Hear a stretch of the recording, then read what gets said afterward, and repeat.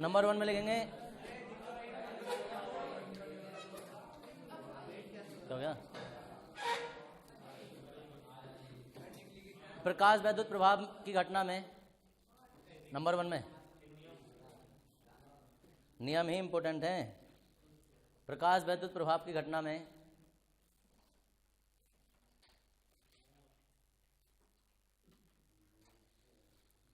आपतित प्रकाश की तीव्रता,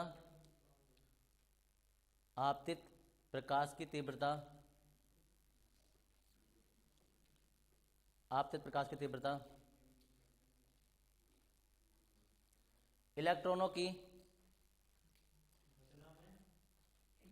घटना में आपतित प्रकाश की तीव्रता इलेक्ट्रॉनों की उत्सर्जन दर, इलेक्ट्रॉनों की उत्सर्जन दर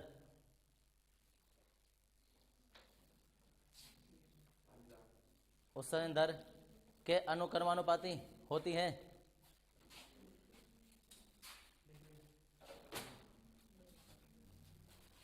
अनुक्रमानुपाती होती है।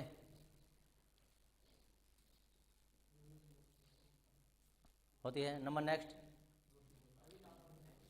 नंबर नेक्स्ट, इसमें लेंगे नंबर नेक्स्ट में उत्सर्जित इलेक्ट्रॉनों की गतिज ऊर्जा, उत्सर्जित इलेक्ट्रॉनों की गतिज ऊर्जा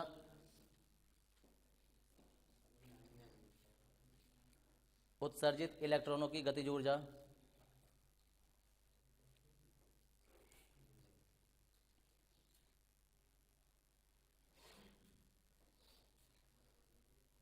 उत्सर्जित इलेक्ट्रॉनों की गतिज ऊर्जा आपतित प्रकाश की आवृत्ति पर, आपतित प्रकाश की आवृत्ति पर, आपतित प्रकाश की आवृत्ति पर निर्भर करती हैं। आपतित प्रकाश की आवृत्ति पर निर्भर करती हैं।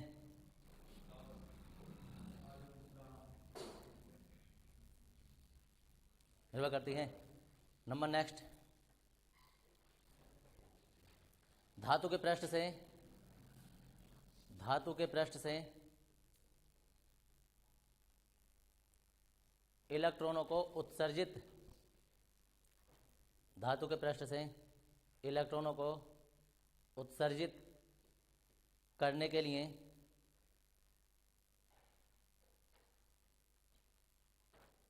धातु के पृष्ठ से इलेक्ट्रॉनों को उत्सर्जित करने के लिए एक न्यूनतम ऊर्जा की आवश्यकता होती है। एक न्यूनतम ऊर्जा की आवश्यकता होती है। एक न्यूनतम ऊर्जा की आवश्यकता होती है।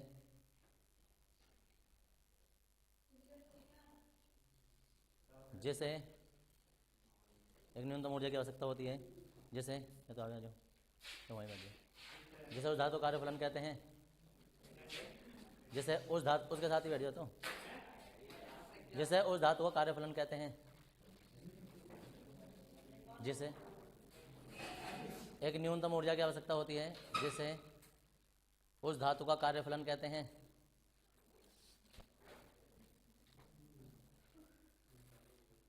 नंबर लास्ट लिखेंगे, किसी धातु के पृष्ठ पर, किसी धातु के पृष्ठ पर, किसी धातु के पृष्ठ पर जैसे ही प्रकाश आपतित होता है, किसी धातु के पृष्ठ पर जैसे ही प्रकाश आपतित होता है, जैसे ही प्रकाश आपतित होता है, वैसे ही, जैसे प्रकाश आपतित होता है वैसे ही इलेक्ट्रॉन, जैसे प्रकाश आपतित होता है वैसे ही इलेक्ट्रॉन उत्सर्जित होने लगते हैं, वैसे ही इलेक्ट्रॉन उत्सर्जित होने लगते हैं, वैसे ही इलेक्ट्रॉन उत्सर्जित होने लगते हैं,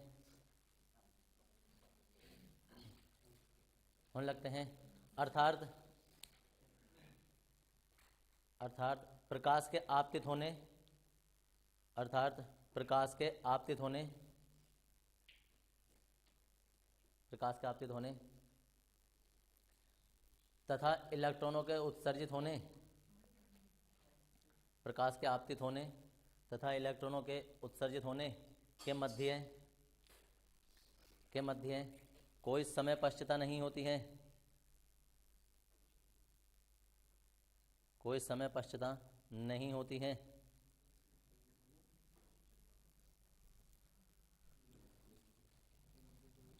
उससे होने कोई समय पश्चता नहीं होती है। पश्चता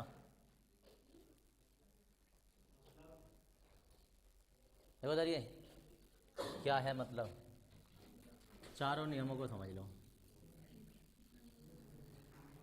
नियम यह है कि कोई आपतित प्रकाश इस पर आपतित किया, कोई भी प्रकाश आपतित किया और धातु के पृष्ठ से इलेक्ट्रॉन निकलने लगे, हो इधर अभी मैं बोल रहा हूँ ना तो चुपके से बैठ जाओ। प्रकाश आपतित हुआ, इलेक्ट्रॉन उत्सर्जित होने लगे। नियम पहला यह है कि जितनी ज़्यादा तीव्रता होगी, अब तीव्रता समझो क्या होती है। तीव्रता का मतलब होता है जितनी ज़्यादा इसमें किरणें आएंगी, जितना ज़्यादा तेज प्रकाश होगा, तो जितनी ज़्यादा तीव्रता उतने ज़्यादा इलेक्ट्रॉन।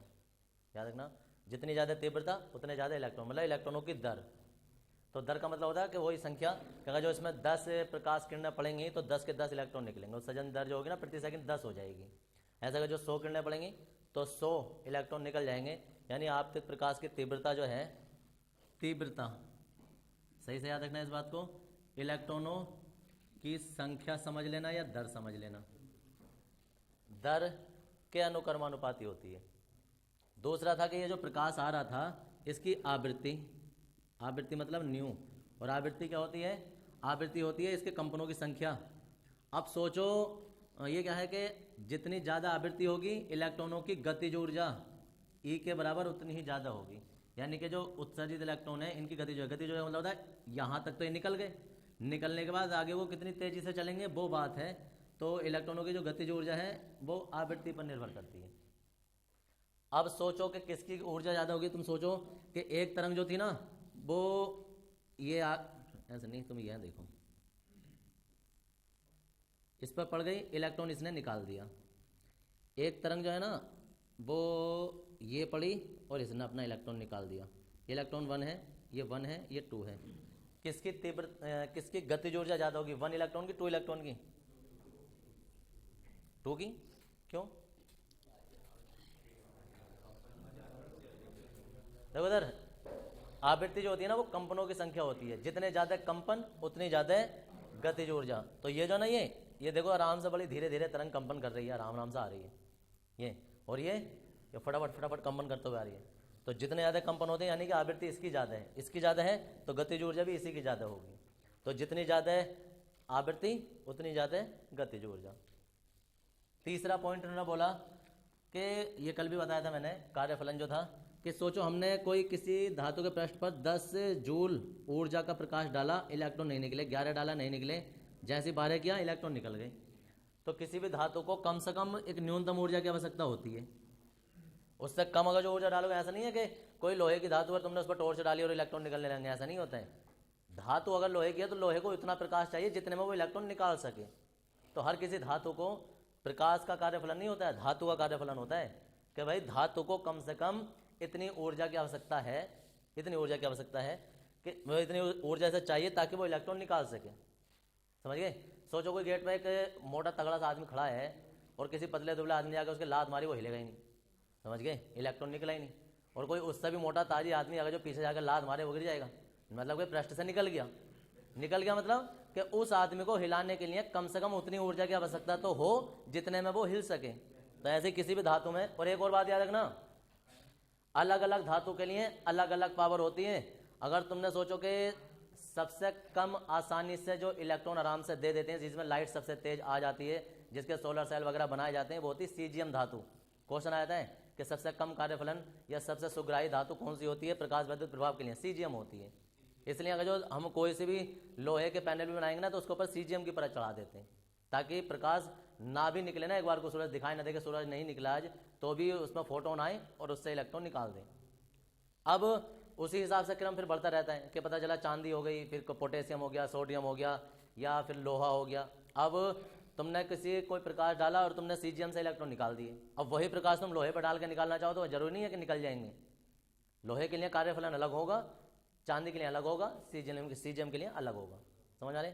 तो इन्होंने बता दिया कि भाई किसी भी धातु के लिए कम से कम उतनी ऊर्जा जरूर होनी चाहिए जितने में वो इलेक्ट्रॉन निकाल सके, उस ऊर्जा को कार्यफलन कहते हैं। चौथा पॉइंट इन्होंने बताया, और ये सारे के सारे पॉइंट आकाशन है जो कल तुमने प्रयोग किया था ना, ये उससे निकाले थे निष्कर्ष। कल जो प्रयोग किया था प्रयोग फल से, वो उसके बाद नियम आगे। अब देखो इधर चौथा नियम ये था कि भाई हमने इस पर प्रकाश डाला है ना, तो इलेक्ट्रॉन फिर कितनी देर में निकलेंगे।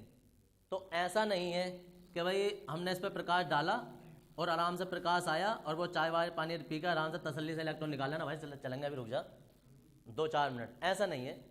जैसे प्रकाश पड़ेगा वैसे इलेक्ट्रॉन निकल जाएंगे, यानी कि आने वाले प्रकाश के और निकलने वाले इलेक्ट्रॉनों के मध्य कोई भी समय पश्चता नहीं होती है। समय पश्चता बीच में कोई अंतराल नहीं रह जाता, जैसे पड़ेंगे वैसे निकल जाएंगे। समझ में आ रहा है? ये 4 नियम थे तुम्हारे। अब ये 4 नियम बने कैसे? तो ये 4 नियम जो थे, इन चारों नियमों ने हाइगेंस के तरंग सिद्धांत को फेल कर दिया था। क्या था सिद्धांत? हाइगेंस के तरंग सिद्धांत के अनुसार जब प्रकाश वैद्युत प्रभाव की व्याख्या की थी, अगला हेडिंग है तुम्हारा, मैं पहले हेडिंग डाल देता हूँ। तरंग सिद्धांत की विफलता या सीमाओं के नाम से भी आ सकता है, विफलता ही लिखेंगे। तरंग सिद्धांत की विफलता, ये हेडिंग डाल लेंगे। अब हेडिंग डाल के देखो इस तरंग सिद्धांत ने क्या बताया था, डाल दो, हेडिंग डाल दो पहले, फिर बार बार तुम कुछ लोग देखेंगे, कुछ लोग हेडिंग डालेंगे। देखो भी तरंग सिद्धांत की विफलता। अब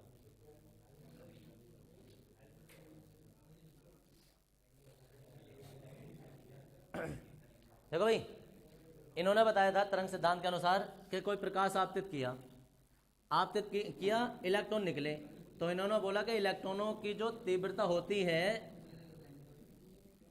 तीव्रता वो आपतित प्रकाश की आवृत्ति के अनुक्रमानुपाती होती है।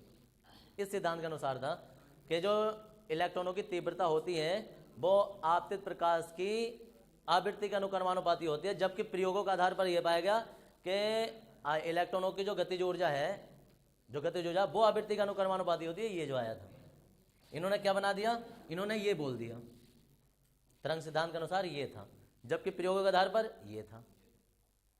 समझ में क्या हो रहा है? अंतर समझना, वरना इसमें बड़ा डाउट होता है, एक दूसरे में मिक्स करके लिख देते हैं। क्वेश्चन कैसा आएगा? क्वेश्चन तुमसे उल्टा आएगा।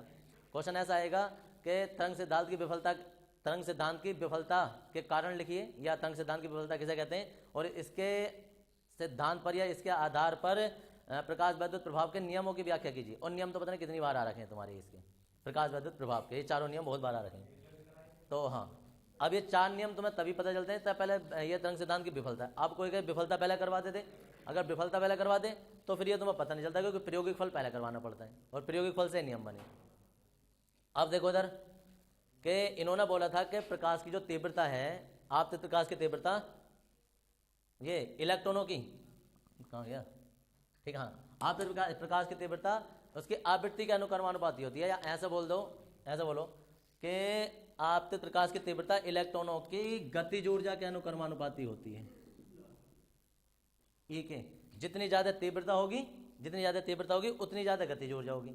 जबकि प्रयोगों के आधार पर यह पता चला कि जो आपतित प्रकाश की तीव्रता होती है वो गतिज ऊर्जा पर निर्भर नहीं करती है, ई के पर निर्भर नहीं करती है, किस पर करती है? दर पर। ये सिद्धांत में लिखने वाले हैं हम क्या लिखेंगे कि ना, इसके सुनो, इसके निम्नलिखित विफलता थी ऐसा करके, और इसमें नंबर 1 ये लिखने वाले हैं कि तरंग सिद्धांत के अनुसार आपतित प्रकाश की तीव्रता इलेक्ट्रॉनों की गतिज ऊर्जा के अनुक्रमानुपाती होती है, परंतु प्रयोगों के आधार पर यह पाया गया कि आपतित प्रकाश की तीव्रता इलेक्ट्रॉनों की गतिज ऊर्जा के बराबर नहीं, उनकी दर की ऊर्जा के उनकी दर के बराबर होती है। दूसरा इन्होंने बताया कि भाई कोई सा भी प्रकाश, कुछ भी, कोई लेने देने का मतलब नहीं है, कोई भी प्रकाश किसी भी धातु पर डालो इलेक्ट्रॉन निकल जाएंगे, ये तरंग सिद्धांत ने बताया। जबकि प्रयोगों के आधार पर क्या पाएगा? प्रयोगों के आधार पर यह पाएगा कि ऐसा नहीं है हवा में कोई भी प्रकाश डालो और इलेक्ट्रॉन निकल जाएंगे। कम से कम प्रकाश की इतनी ऊर्जा होनी चाहिए जितने से वो इलेक्ट्रॉन निकाल सके, उसे कार्यफलन कहते हैं। तो तरंग सिद्धांत के अनुसार ये बोला कि लोहा हो, चांदी हो, कोई सी भी धातु हो, तुम उस पर कोई भी प्रकाश डालो इलेक्ट्रॉन निकल जाएंगे। लेकिन प्रयोगों के आधार पर यह पाया गया कि ऐसा नहीं है कि कोई सा भी प्रकाश डालो इलेक्ट्रॉन निकल जाएंगे। किसी भी धातु के लिए एक न्यूनतम ऊर्जा की आवश्यकता होती है इलेक्ट्रॉनों को उत्सर्जित करने के लिए। अगर उससे कम ऊर्जा दोगे तो इलेक्ट्रॉन नहीं निकलेंगे। ये था। अब इन्होंने तीसरा पॉइंट क्या बताया?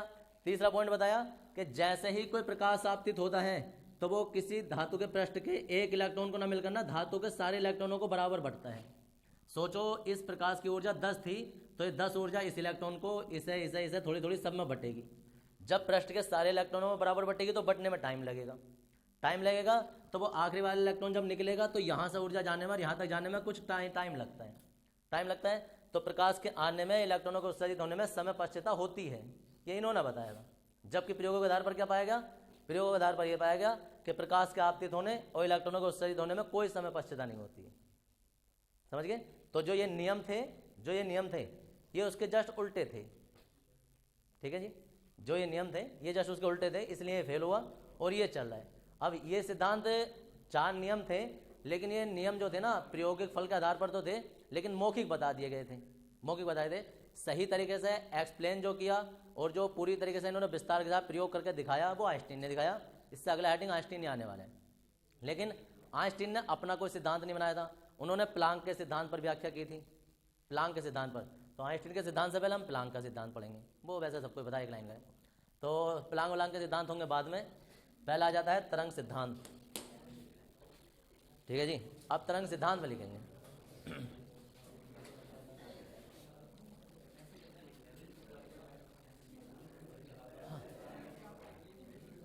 इसमें लेंगे तरंग सिद्धांत की नंबर 1 नहीं है, इसमें डैश लगा लिखो। तरंग सिद्धांत की निम्नलिखित अवधारणाएं हैं। विफलताएं लिख दो। अवधारणा का मतलब जो उन्होंने बताया था वो विफलता ही थी।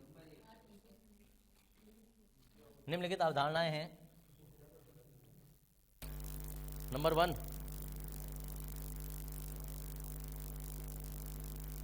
तरंग सिद्धांत की निम्नलिखित अवधारणाएं हैं। नंबर 1 और नंबर 1 में आ जाएगा तरंग सिद्धांत के अनुसार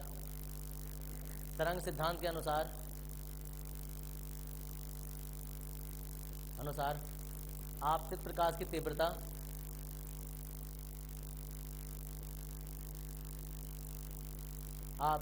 की तीव्रता इलेक्ट्रॉनों की गतिज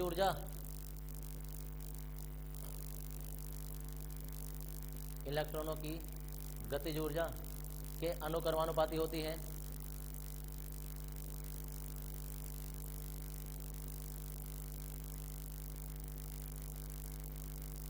इलेक्ट्रॉनों की गतिज ऊर्जा के अनुक्रमानुपाती होती है। परंतु प्रयोगों के आधार पर यह पाया गया कि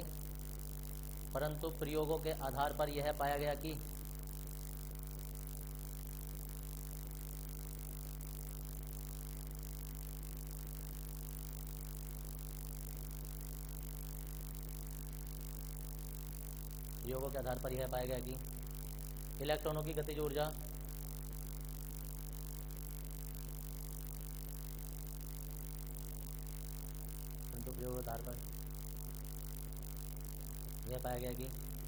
गतिज ऊर्जा प्रकाश की तीव्रता पर नहीं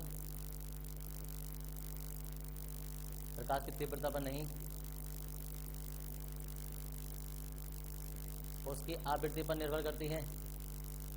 प्रकाश की तीव्रता पर नहीं उसकी आवृत्ति पर निर्भर करती है।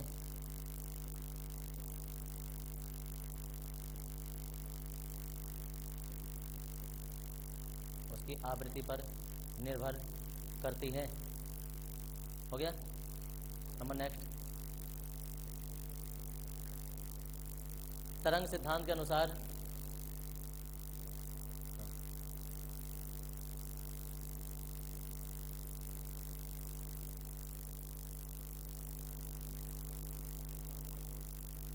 तीन नंबर में नहीं, सिद्धांत हाँ 3 नंबर में। तरंग सिद्धांत के अनुसार कौन सा वाला पॉइंट लिख रहे हैं? तीसरा। दूसरा वाला, बस बस रुक जाइए, ठीक है। तो तरंग सिद्धांत के अनुसार कोई भी प्रकाश, तरंग सिद्धांत के अनुसार कोई भी प्रकाश धातु के पृष्ठ से, कोई भी प्रकाश धातु के पृष्ठ से, धातु के पृष्ठ से इलेक्ट्रॉन उत्सर्जित कर सकता है, पृष्ठ से इलेक्ट्रॉन उत्सर्जित कर सकता है,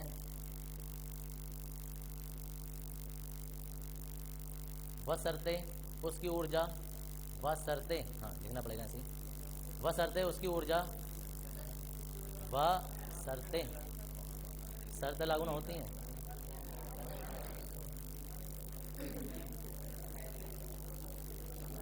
बशर्ते उसकी ऊर्जा, शर्त के साथ है मतलब, बशर्ते उसकी ऊर्जा उतनी, बशर्ते उसकी ऊर्जा उतनी होनी चाहिए, बशर्ते उसकी ऊर्जा उतनी होनी चाहिए जो पृष्ठ से, जो पृष्ठ से इलेक्ट्रॉनों को उत्सर्जित कर सके, जो पृष्ठ से इलेक्ट्रॉनों को उत्सर्जित कर सके,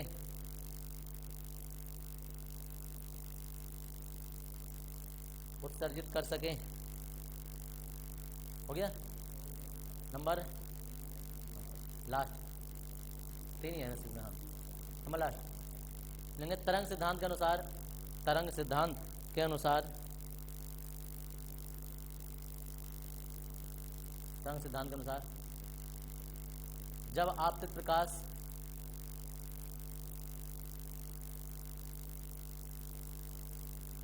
जब आपतित प्रकाश धातु के पृष्ठ पर आपतित होता है, जब आपतित प्रकाश धातु के पृष्ठ पर आपतित होता है, धातु के पृष्ठ पर आपतित होता है,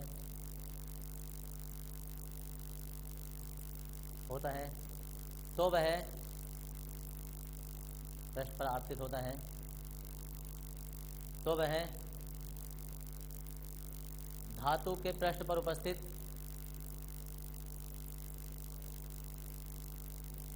पृष्ठ पर आपतित होता है, तो वह धातु के पृष्ठ पर उपस्थित सभी इलेक्ट्रॉनों,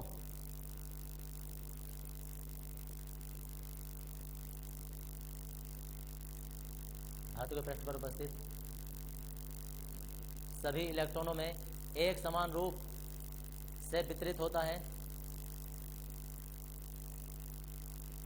एक समान रूप से वितरित होता है, एक समान रूप से वितरित होता है, जिस कारण, जिस कारण,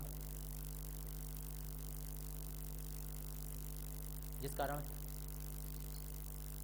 प्रकाश के आपतित होने, जिस कारण प्रकाश के आपतित होने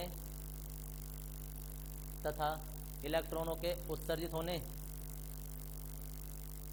जिस कारण प्रकाश के आपतित होने तथा इलेक्ट्रॉनों के उत्सर्जित होने के मध्य,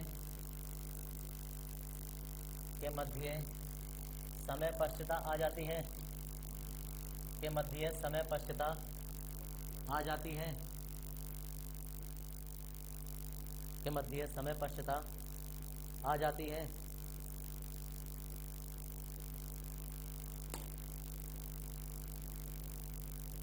समय पश्चता आ जाती है।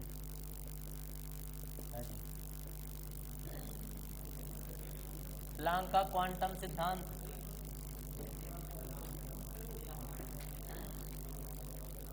देखो सिद्धांत के अनुसार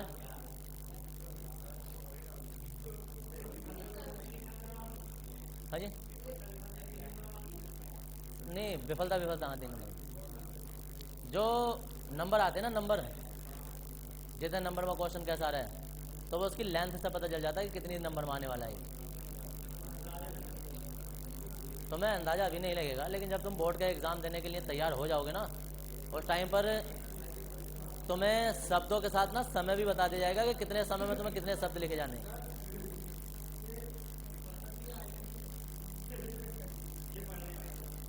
देखो इधर, अरे दरअसल जो उन्होंने सिद्धांत दिया था ना, सिद्धांत दिया था, सोचो को एक बार मैंने फिर ये वाली बात बताई थी, सोचो कि एक अच्छा खासा आदमी ठीक ठाक कपड़े पहन के गया है, वो अच्छी खासी चमक उत्पन्न कर रहा है, ठीक है सब कुछ, लेकिन उसी टाइम पर कोई उससे भी अच्छा चमक वाला आदमी आ गया, अच्छे ठीक ठाक कपड़े पहने, तो उसकी चमक फीकी हो जाती है। तो ये सिद्धांत था और चल रहा था, लेकिन उसके साथ जब क्वांटम सिद्धांत आ गया तो उसकी चमक थोड़ी फीकी पड़ गई। तो ये नियम तो उसके भी थे और बन भी रहे थे नियम, लेकिन बाद में जब ये आए जो 4 नियम तुमने लिखे उसके प्रकाश वैद्युत प्रभाव के, तो इनके नियम फिर अमान्य हो गए, ये वाली बात हो। हाँ, विफलता नहीं, सिद्धांत भी लिखा है परंतु वो भी लिखा है नहीं, ढंग से पढ़ो जरा। देखो उधर पहला पॉइंट ये लिखा था, अरे सुनो उधर, कि उसकी तीव्रता है परंतु प्रयोगों के आधार पर ये पाया गया है, तो क्या पता चला भाई?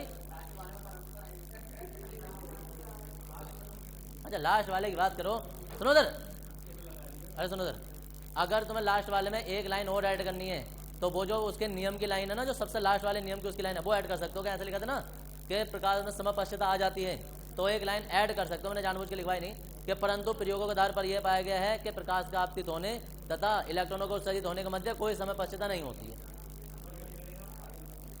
तो बात वो ये दोनों ना कोई नहीं, तो उसमें वो अच्छी खासी लाइन बढ़ जाती है, इसलिए मैंने लिखवाई नहीं, क्योंकि वो पहले ही तुमने पहले बता रखी है और वो ऐसा ही पता चलता है। देखो उधर, अरे लिखो इस सिद्धांत के अनुसार। यार एक और बात है, तुम लोग कोई गधे थोड़ा हो कि धड़ाधड़ भजन पर भजन रखे जाएं। अगर कोई चीज़ समझ में नहीं आ रही है तो उसका क्वेश्चन नहीं पूछो, उसकी समझ में नहीं आया उसने पूछ लिया। अब तुम लोग नहीं पूछ रहे हो तो तुम्हारी गलती है, उसकी गलती थोड़ा ना। अब वो पूछ रहा है तो उस पर भी ऑब्जेक्शन उठा रहे हो। अगर पूछ रहा है, कुछ भी पूछ रहा है, वो तो ये पूछ रहा है कि क्या कबूतर क्या होता है, तो हम तो बता रहे हैं क्या कबूतर ये होता है, लेकिन वो कबूतर उस टॉपिक में आना चाहिए। ऐसा नहीं है कि भाई साहब कबूतर आया नहीं है, तुम अपने कबूतर उड़ा रहे हो, तो मैं फिर तोते उड़ा दूंगा तुम्हारे, समझ रहे हो? टॉपिक से संबंधित अगर जो ऑन द स्पॉट बात पूछ रहे हो तो कॉन्सेप्ट है। और एक और बात बताऊं, उसने इतनी काम की बात पूछी है कि हो सकता है जब एग्जाम में क्वेश्चन आए तो अब तुम लाइन बढ़ा भी दोगे, वरना ऐसे भी लिखाते तो कोई दिक्कत नहीं थी, लेकिन अब बढ़ा दोगे तो और अच्छा हो जाएगा। तो लिखे करो कोई चीज़ अगर जो कोई पूछ रहा है तो उसमें हाँ ही करने की जरूरत नहीं है। यहाँ तुम हो, यहाँ लिखने नहीं आ रहे हो या पूछने भी आ रहे हो, खाली सोचो कॉपी नीली करनी है तुम्हें। ऐसे सिद्धांत के अनुसार कोमा इन्वर्टेड कोमा प्रकाश ऊर्जा के छोटे छोटे बंडलों अथवा पैकेटों के रूप में, प्रकाश ऊर्जा के छोटे छोटे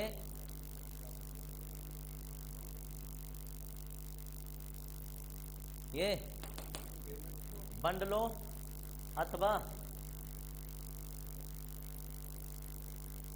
पैकेटों के रूप में संचरित होता है। ये शुरू ही था, इससे पहले कोई हीरो का बचपन थोड़ा चल जाता। संचरित चलता है यार। अब सुनो इधर, कुछ चीज़ें किताब के साइंटिफिक लैंग्वेज के अनुसार ही लिखनी जरूरी होती हैं, समझ गए? ऐसा ऐसा सुनो इधर, चलता है ठीक है, अब तुम कह लो ऐसा चल लिया है, तो चल लिया भी थोड़ा हो जाए, वो तो तुम्हारी लैंग्वेज चल लिया समझ में आ जाएगा। बहुत सारे लोग कहते हैं चल लिया है, यहाँ लैंग्वेज किताब की चलती है। अब ओ यार अंतर समझे करो, जब मैं कोई चीज़ बता रहा हूँ ना तो नॉर्मल लैंग्वेज में बताते हैं, जब लिखते हैं ना तो उसमें लिखने में अंतर आ जाता है, उस हिसाब को समझो। ये बात मैंने बहुत बार बताई है, लिखो यार, रे लिख लो भाई, समझिए। एक बार पहले ही बताए थे, फिर दोबारा से बता रहा हूँ, लैंग्वेज कैसे भी लिख लो। ओ नेताजी सुन लो इधर को, अब लैंग्वेज कैसे भी लिख लो, लेकिन लैंग्वेज में थोड़ी सी ना ऐसा लगना चाहिए कि किसी पढ़े लिखे ने लिखी है, संस्कार झलकने चाहिए उसमें। हाँ ऐसा नहीं वो वाली बात, जैसे मैंने वो बोल जाता मन कि वो साइकिल, वो कह रहे सर जी साइक्लोट्रॉन इतना लंबा कैसे लिखेंगे, मन कह अपनी लैंग्वेज में बना के तो जब देख इलेक्ट्रॉन कैसे कैसे घूम रहा है, जैसे ये चक्कर काटा उस हिसाब से लिखना है। टेस्ट में मैंने साइक्लोट्रॉन दिया ना तो बंदे ने वही लिखा कि इलेक्ट्रॉन चक्कर काट रिया है, काट रिया है लिखा है, काट रिया है, और एक स्थिति ऐसी आ जाती है फट के निकल लिया है। अबे क्या लैंग्वेज है भाई, समझिए। तो काट रिया है क्या चीज़ है भाई है?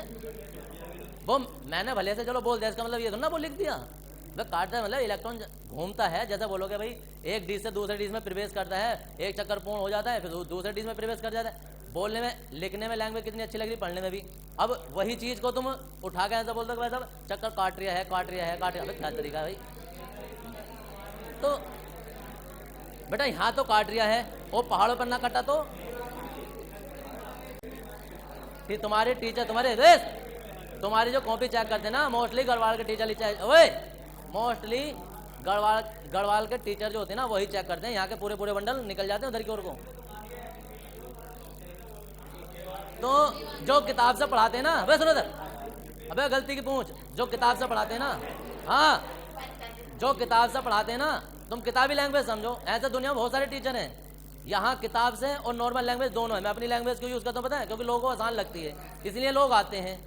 और किताबी लैंग्वेज है ना, सुन, किताबी लैंग्वेज तुम्हें फुल स्कूल में मिलेगी, स्कूल में समझ में नहीं आता ना, इसलिए यहाँ बैठे हैं लोग। अगर स्कूल में समझ में आती ना किताबी लैंग्वेज तो यहाँ कोई बैठा हुआ नजर नहीं आता, वही वाली चल जाती। हाँ किताबी लैंग्वेज नहीं आती समझ में, लिखो जरा इधर। क्या लिखा था?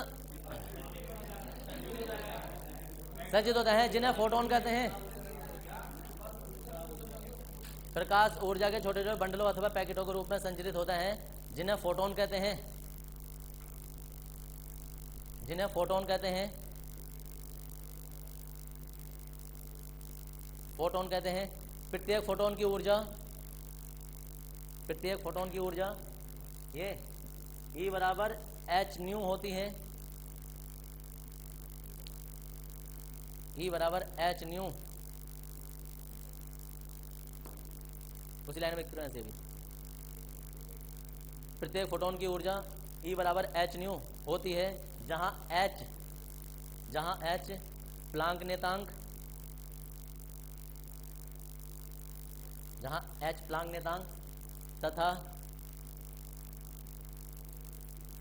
h प्लांक नेतांक तथा न्यू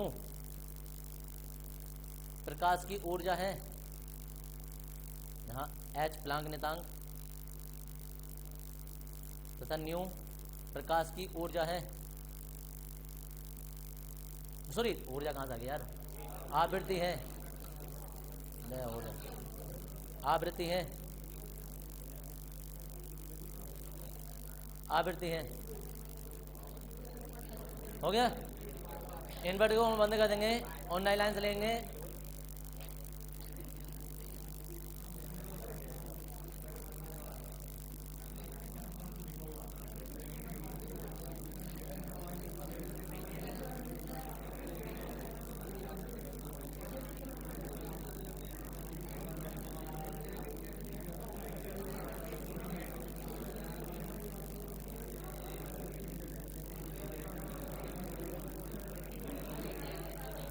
उधर अरे उतार लो सब भाई।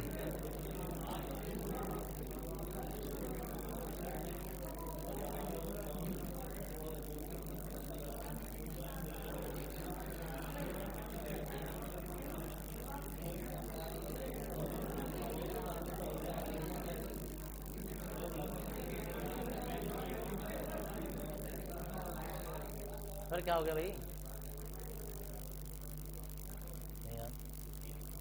C बराबर न्यू लैम्डा, C बराबर न्यू लैम्डा होता है। इसमें न्यू की वैल्यू निकाल देंगे, इसलिए C अपॉन लैम्डा बराबर न्यू हो जाएगा समीकरण 1 से।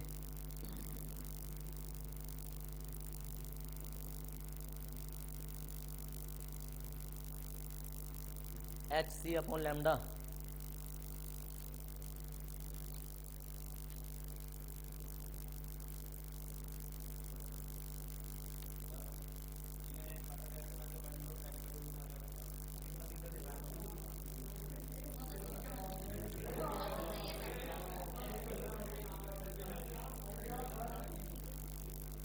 दरअसल देखो सर, फोटोन तो तुम बहुत बड़ी बात रही, देखते हैं परमाणु, ये तो नाम सुना ही होगा तुमने। परमाणु ही आज तक किसी ने नहीं देखा, ऐसे बता दिया।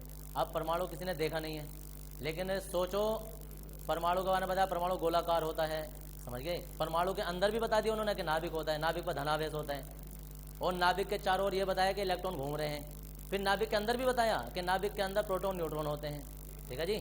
देखा परमाणु नहीं है। अब उसकी कल्पना तुम इसी बात पर कर सकते हो कि एक सुई की नोक पर 3 करोड़ परमाणु आ जाएंगे, नोक के ऊपर, साइड वाइड में नहीं, नोक के ऊपर, इतने छोटे होते हैं। अब देखो भाई, अब भाई साहब उन्होंने गलत बता दिया, जिसे सही लगे वो बता दो, उनके पास ऑप्शन है।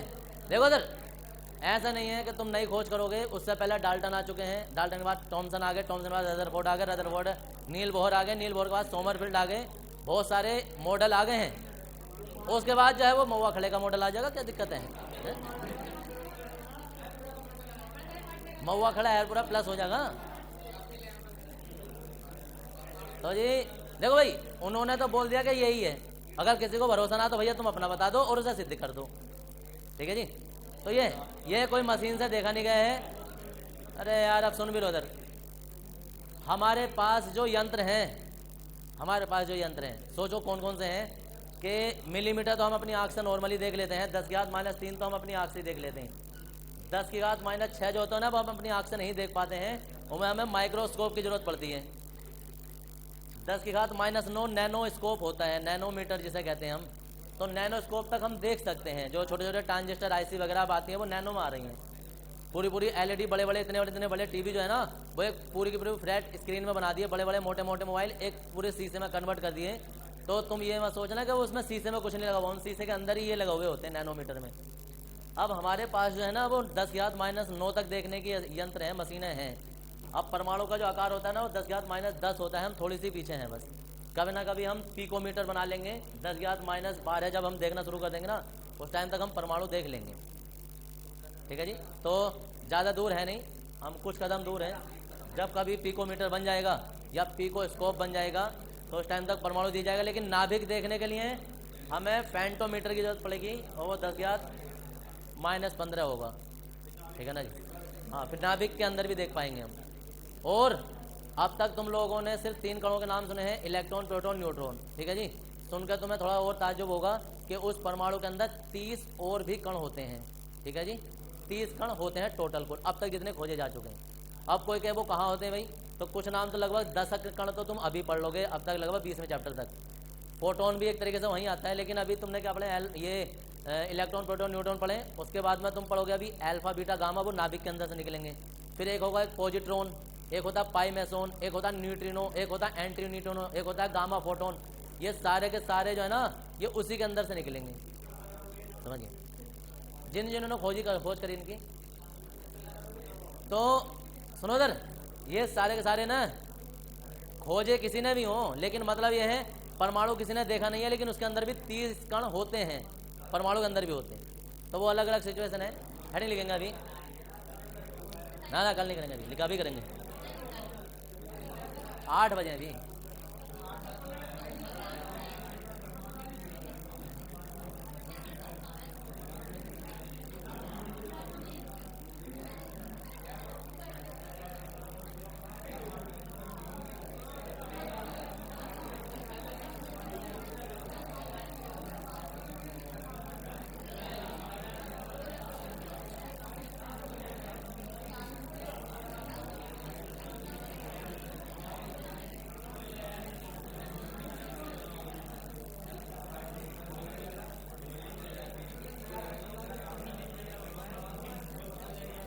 हेडिंग डालो ये,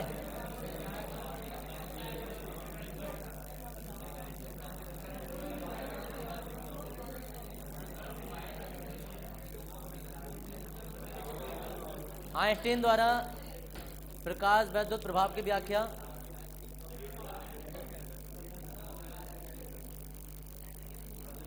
इस पूरे चैप्टर में ये इंपॉर्टेंट है। जब कभी अनसॉल्व पेपर उठा के देखोगे तो ऐसा कोई साल नहीं जाएगा जिस साल तुम्हें प्रकाश वैद्युत समीकरण ना मिलेगी। 3 नंबर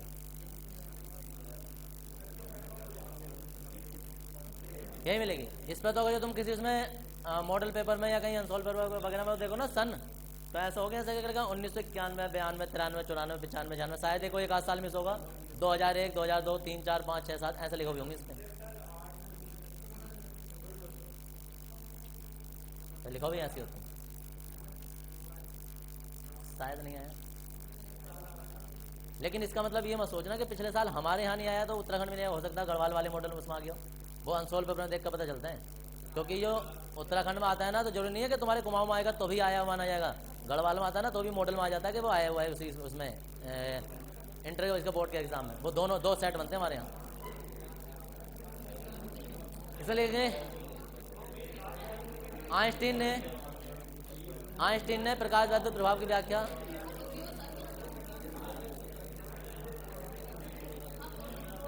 आइंस्टीन ने प्रकाश वैद्युत प्रभाव की व्याख्या, जगह छोड़ दो जिसका छुट्टी हो। आइंस्टीन ने प्रकाश वैद्युत प्रभाव की व्याख्या प्लांक के क्वांटम सिद्धांत के आधार पर की। प्लांक के क्वांटम सिद्धांत के आधार पर की। इसकी निम्नलिखित अवधारणाएं हैं, इसके निम्नलिखित तथ्य हैं, ऐसा लिखिए, के आधार पर की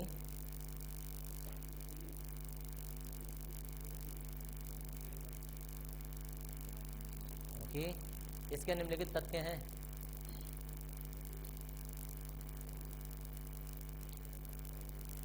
परिभाषा में थी, था, ये बीच बीच में जो करते रहते हैं ना, आवाज़ आती है, मुझे शकल नहीं दिखती उनकी, लेकिन आवाज़ आती रहती है जब ऐसी लैंग्वेज बिगाड़ते हैं। तो ये बोल होगा भाई साहब के, अगर जो ना कोई गोल गोला भी दे देना तो कहेंगे टेढ़ा लग रहा है, ठोक ठाक कर टेढ़ा कर देंगे। ये वो लोग होते हैं कि अच्छी खासी गोल चीज़ को भी टेढ़ा कर देंगे मार मार के।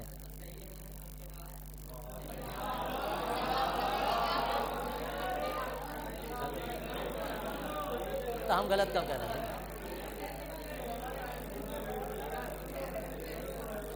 चलो जी, नंबर 1, चलो चलो भाई,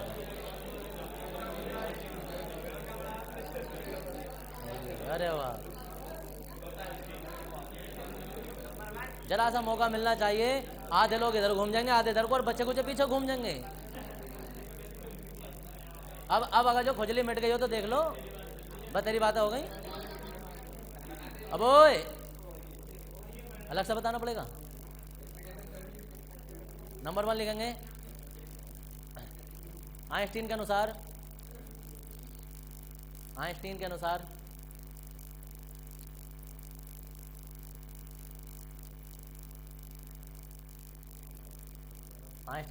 प्रकाश ऊर्जा के छोटे छोटे बंडलों अथवा पैकेटों के रूप में संचरित होता है।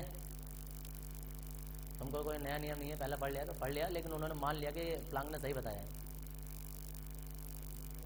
बंडलों अथवा पैकेटों के रूप में संचरित होता है।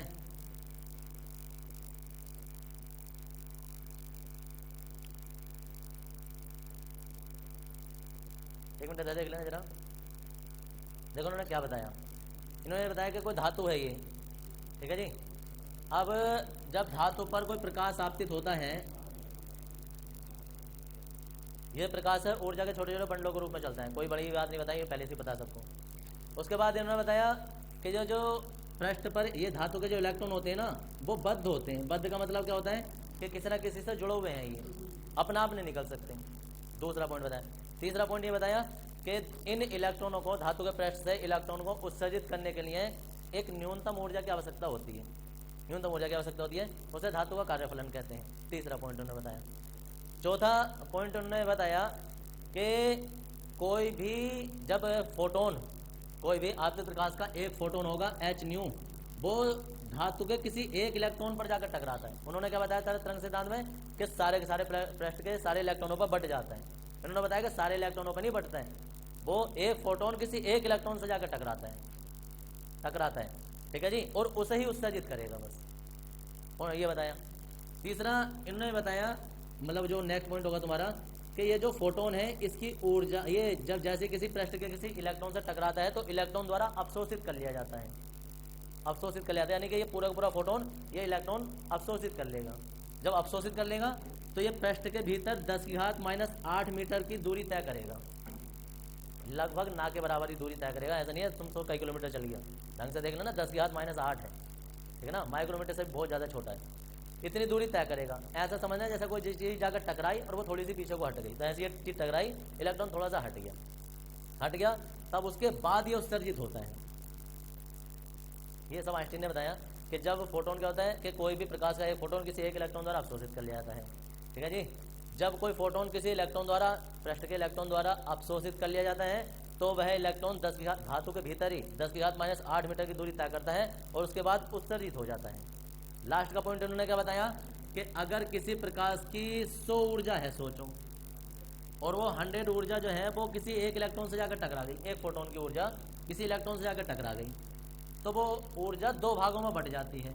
एक तो उसे उत्सर्जित करने में व्यय हो जाती है, यानी कि सोचो 80% ऊर्जा जो है वो इलेक्ट्रॉन को सिर्फ बाहर निकालने में खर्च हो गई, मतलब पृष्ठ से अभी बाहर ही आया है, वो 80% ऊर्जा जो है वो उसे धक्के मार मार के बाहर निकाल दिया।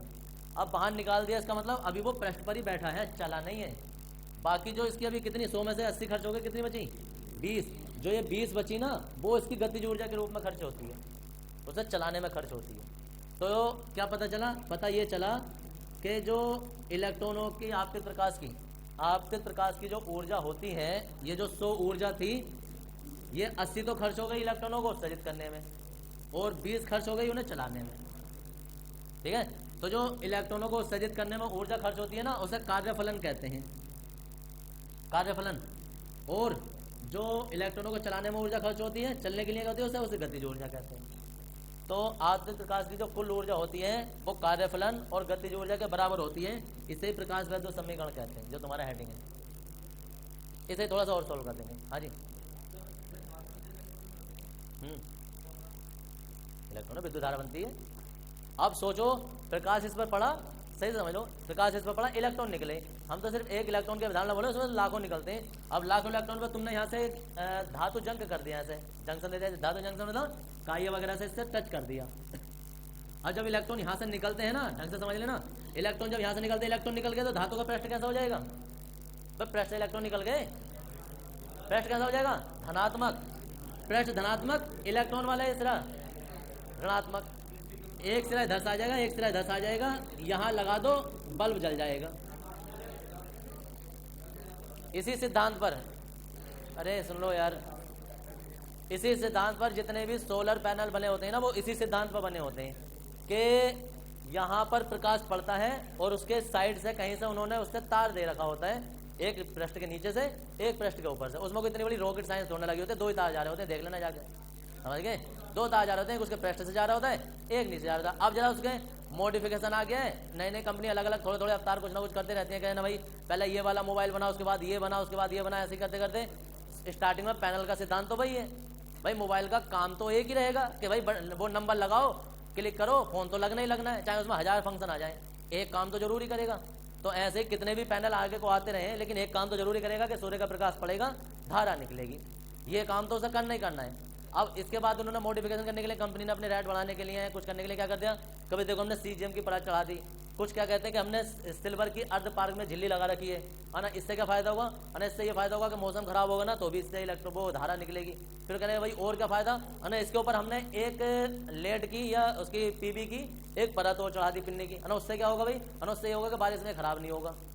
तो क्या होगा, है ना भाई, पहले रेट 5000 थे, अब 10000 हो गए, इसके ऊपर एक परत और चढ़ा दी, रंग बिरंगी कर दिया भाई, अब 15000 हो गए, क्या ना, हमने देखो उसमें ये चीज़ और कर दी। तो काम चल रहा है सबका, कंपनी अपनी अपनी अलग अलग मैन्युफैक्चरिंग कर रही है, लेकिन सिद्धांत सबका एक ही है कि प्रकाश पड़ेगा, इलेक्ट्रॉन निकलेंगे, बल्ब जलेगा, समझ गए? और ये मत सोचना कि जो ये बल्ब वगैरह जलते हैं तो वो देखना किसी के यहाँ जब लगा हो या कभी रिलेशन में कहीं जाओगे तो उन्होंने बैटरी वगैरह लगा रखी होती बड़ी बड़ी, है ना। तो अब तुम ये मत सोचना कि बैटरी लगी होगी तभी जलेगा, तुम इसे डायरेक्ट चलाना चाहोगे ना तो डायरेक्ट भी चलेगा। वो डिपेंड करेगा, ज्यादा तेज अगर जो सूर्य का प्रकाश पड़ा तो पंखा फूंक देगा उस दिन, हाँ जी, उस दिन पंखा फूंक देगा, और अगर जो प्रकाश कम आया तो पंखा धीरे धीरे चलेगा। तो इसलिए उस कम बढ़ती को रोकने के लिए बैटरी लगा देते हैं कि भाई 12 वोल्ट हमेशा निकलते रहेंगे, साथ में इन्वर्टर लगा देते हैं कि भाई ओरिजिनल लाइट आती रहेगी। तो ये आगे के फंक्शनिंग होती है, वरना डायरेक्ट भी चल जाएगा। ठीक है जी, तो लिखो जरा अपने,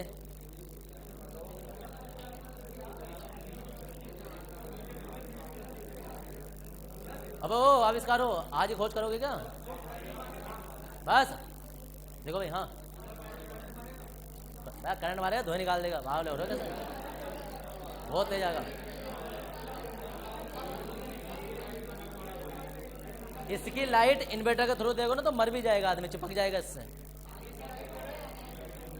लिख लो यार, हाँ देखो, नंबर वन हो गया ना, नंबर सेकंड, हाँ दूसरा कैसे लिखेंगे, धातु के इलेक्ट्रॉन, नंबर सेकंड में लिखेंगे धातु के इलेक्ट्रॉन सदैव पृष्ठ पर, धातु के इलेक्ट्रॉन सदैव पृष्ठ पर बद्ध रहते हैं। बद्ध समझते हो, बद्ध का मतलब कोई भी ये ना सोचे कि बंधे हुए होते हैं, बंधे हुए नहीं है। बद्ध का मतलब ये होता है डर कि डर का मतलब है कि गेट पर खड़ा रहेगा लेकिन मना कर दी, गेट से बाहर नहीं जाएगा तो जाएगा नहीं, जबकि रोकने वाला कोई नहीं, चला जाना चाहता तो चला जाता, लेकिन डर ये है कि जाएगा नहीं, उसे कहते हैं बद्ध।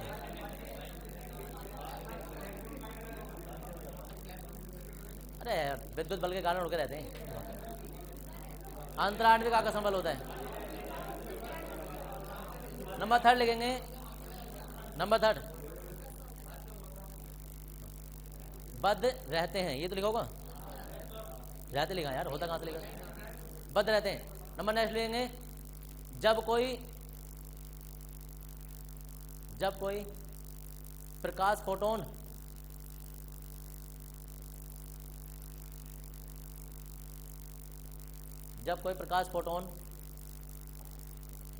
धातु के पृष्ठ पर आपतित होता है, जब कोई प्रकाश फोटोन धातु के पृष्ठ पर आपतित होता है,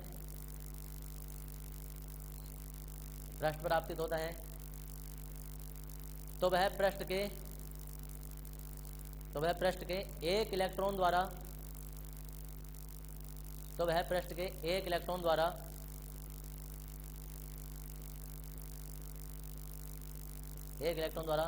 अवशोषित कर लिया जाता है। पृष्ठ के एक इलेक्ट्रॉन द्वारा अवशोषित कर लिया जाता है।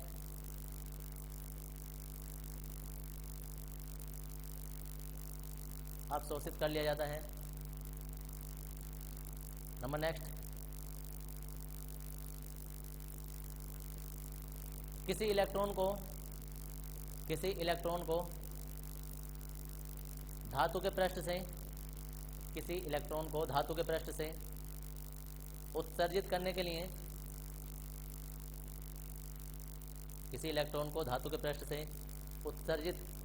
लिए, एक न्यूनतम ऊर्जा की आवश्यकता होती है। ऊर्जा की आवश्यकता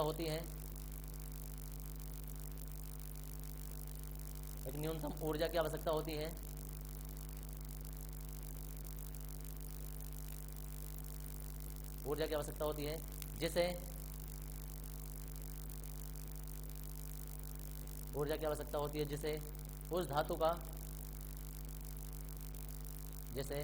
का कार्यफलन कहते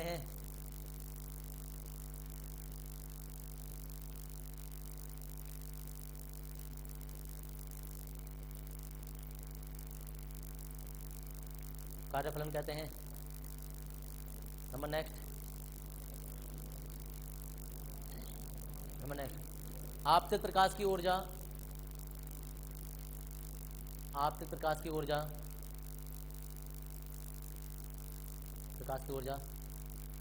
पृष्ठ के इलेक्ट्रॉनों में, आपतित प्रकाश की ऊर्जा दो रूपों में, प्रश्न में लिखना, आपतित प्रकाश की ऊर्जा दो रूपों में व्यय होती है,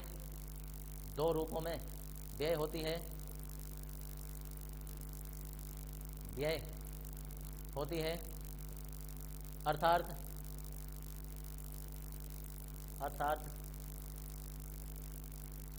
ऊर्जा का एक भाग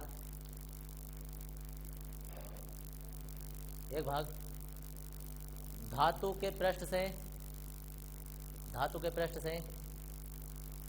इलेक्ट्रॉनों को उत्सर्जित करने में, अर्थात ऊर्जा का एक भाग धातु के पृष्ठ से इलेक्ट्रॉनों को उत्सर्जित करने में तथा दूसरा भाग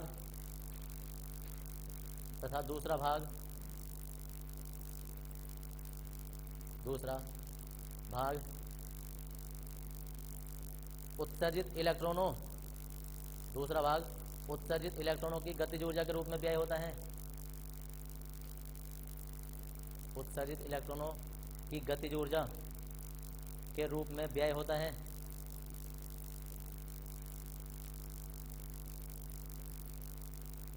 गतिज ऊर्जा के रूप में व्यय होता है,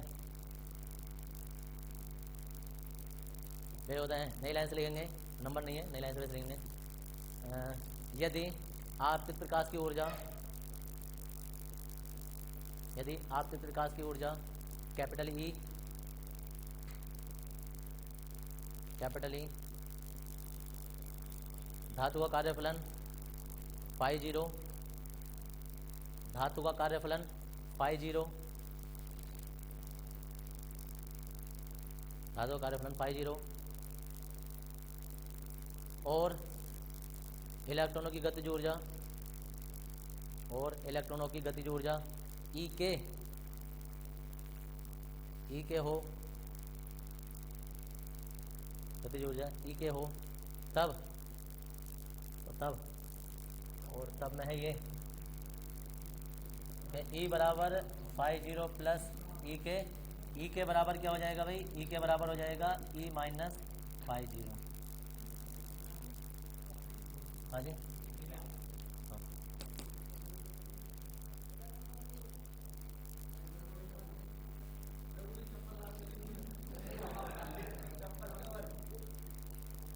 देखो